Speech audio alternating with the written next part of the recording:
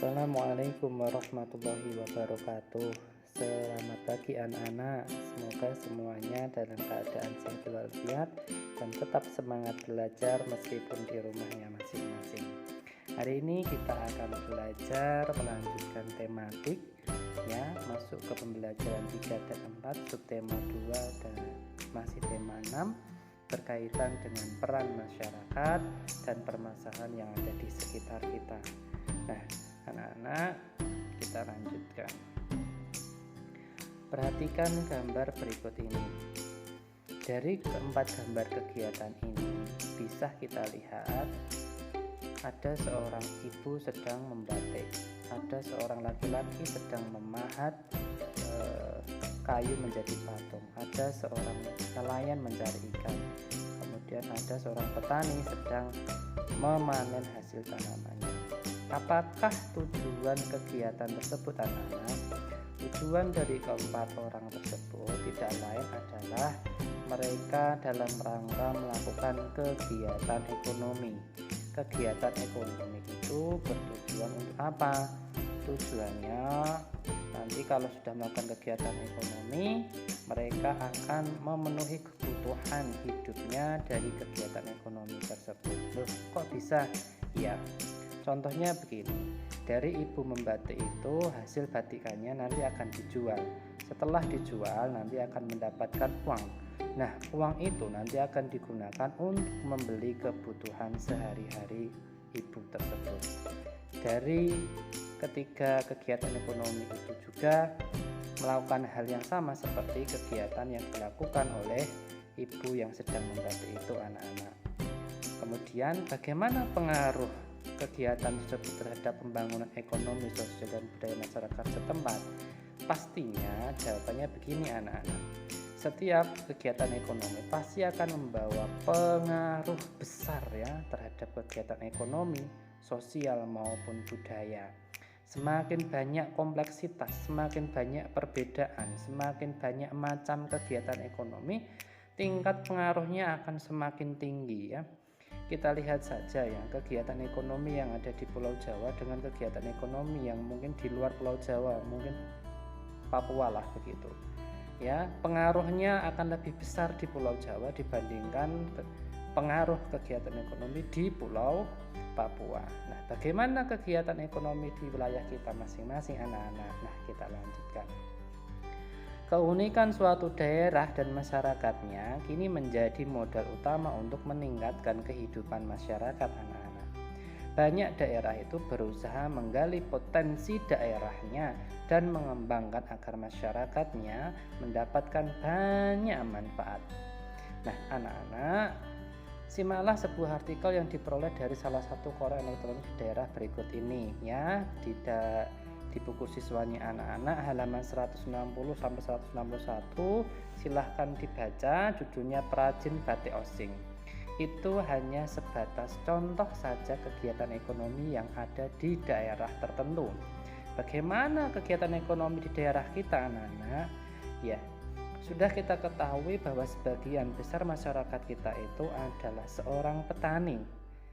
Tapi seorang petani itu selain dia menjadi petani, dia juga memiliki hewan ternak ya. Di Sumogawe itu di Getasan ya, Kecamatan Getasan itu masyarakatnya memanfaatkan hewan ternaknya yaitu menghasilkan susu. Nah, susu ini mempunyai banyak manfaat bagi para petani karena dia akan mendapatkan pendapatan tidak hanya dari petani saja, tapi dari hasil ternak tersebut. Nah, anak-anak, maka pemerintahan di satu sisi itu selalu mendorong kegiatan-kegiatan seperti ini untuk meningkatkan taraf hidup masyarakat melalui kegiatan ekonomi tersebut. Apa tuh kegiatan ekonomi? Iya, seperti tadi petani, kemudian menjadi peternak. Nah, itu adalah kegiatan ekonomi. Nah, anak-anak, sekarang setelah nanti anak-anak membaca halaman 160 sampai 161 teks berjudul Perajin Batik Osing, kemudian silahkan dijawab pertanyaannya ya. Ini dijawab ya, ditulis di buku tulisnya masing-masing, kemudian lanjutkan sampai selesai begitu. Boleh menyalin yang saya Jawab di sini anak-anak. Nomor 1, pertanyaannya apa toh? Saya sudah membaca ya kemarin ya. Apa tujuan utama dilakukan kegiatan pelatihan pembatikan dengan menggunakan pewarna alami? Tujuannya apa? Pemerintah itu melakukan kegiatan pelatihan ya. Pelatihan tujuannya yaitu untuk menuju rangkaian Banyuwangi Batik Festival anak-anak. Yang kedua, pertanyaan yang kedua, apa manfaat dari kegiatan ekonomi tersebut? Ya, kegiatan tersebut bagi para pembatik, ya, meningkatkan ekonomi ya. Jadi kegiatan itu meningkatkan ekonomi, ya, perajin ya, pada pembangunan sosial budaya masyarakat setempat. Kegiatan ekonomi menjadi terangkat, ya. Kalau sudah saya bilang tadi, kalau kegiatan ekonomi itu menjadi banyak, maka akan mempengaruhi taraf hidup masyarakat. Yang ketiga, bagaimana pengaruh penggunaan pewarna pada pembangunan ekonomi pada perajin batik? Ya, pengaruh penggunaan pewarna alami itu para perajin bisa lebih untung. Kenapa? Karena harga jual batik lebih tinggi dibandingkan batik yang menggunakan pewarna tekstil anak-anak. Nah, ternyata pembatik yang menggunakan warna alami itu harga jualnya lebih tinggi. Nah, itu adalah pengaruhnya. Yang keempat, bagaimana pengaruh kegiatan tersebut pada pembangunan sosial budaya masyarakatnya? Iya, itu mempunyai pengaruh.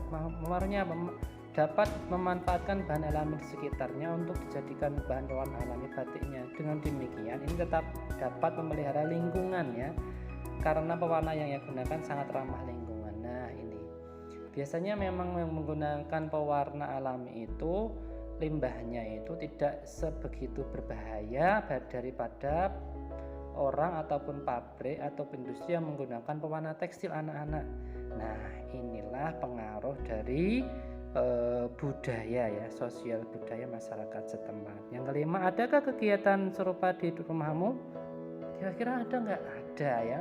Kalau di sekitar kita mungkin di Sumogawe ataupun di Ketasan itu kan juga banyak petani dan peternak sapi. Nah, peternak sapi itu bagaimana caranya untuk meningkatkan kegiatan ekonomi? Ya, semakin banyak hewan ternak yang dipelihara, maka hasil dari perahan susu itu juga akan semakin banyak.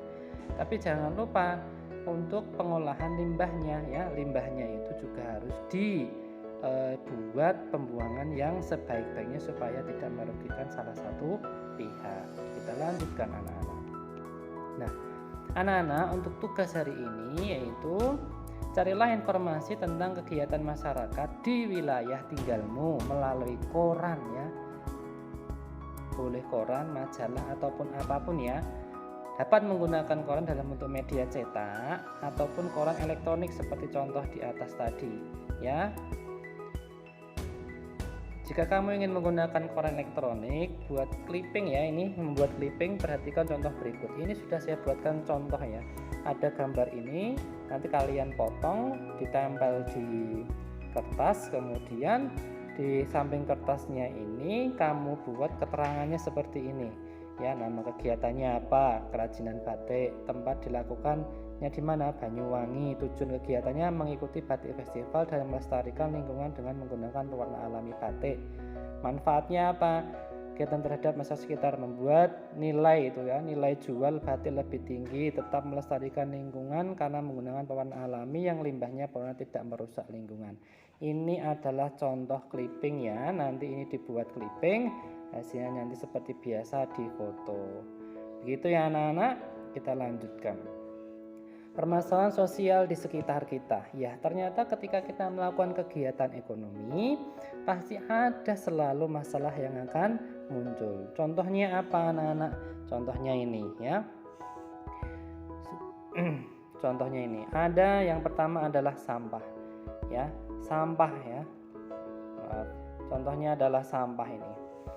Nah, sampah ini bagaimana cara kita mengolahnya? Ya, yang paling bagus mengolahnya yaitu kita harus bisa memilahnya.